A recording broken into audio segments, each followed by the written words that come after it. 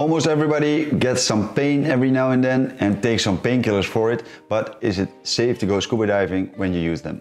Let's dive in.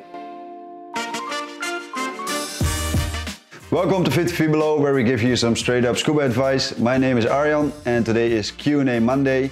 And our question is, can you safely dive when you use painkillers? If you have a question of your own for Q&A Monday, you can put them in the comments or send them to this email address.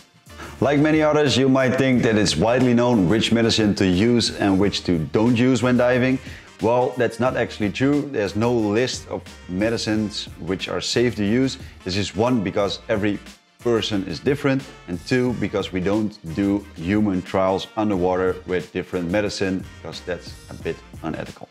What Dan does do is, whenever there's an accident, they will look and research if the medicine has any part of it, but this is hard to determine because there are many factors leading up to an incident. First off, we got some light painkillers. These are over-the-counter drugs, so you can buy them at a pharmacy or at a drugstore.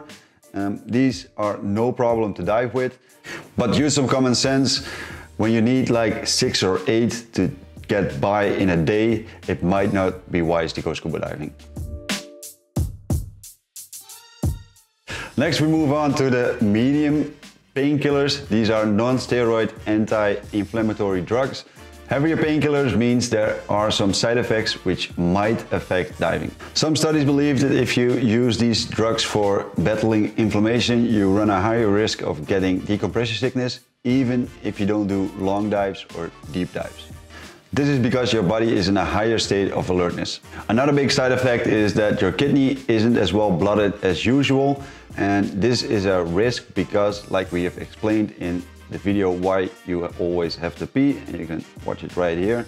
As we have told in that video, when you go diving, all the blood goes to the core of your body, and this causes for an excess amount of fluid, which your body is trying to get rid of by peeing. But if your kidneys don't function as well as they used to, these fluids get stored in your lungs. Your lungs can hold a certain amount without any problem, but when it's getting too much, it will impair your breathing, especially if you have to work hard underwater.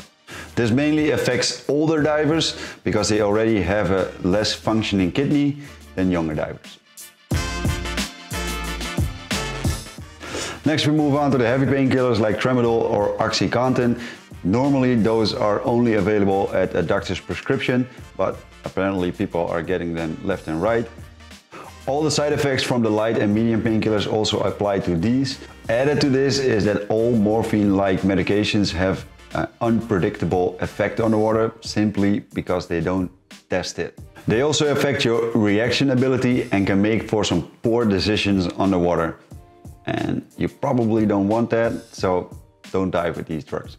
So you heard me before about decompression sickness, and if you're wondering how this works, you can watch a video about that right there.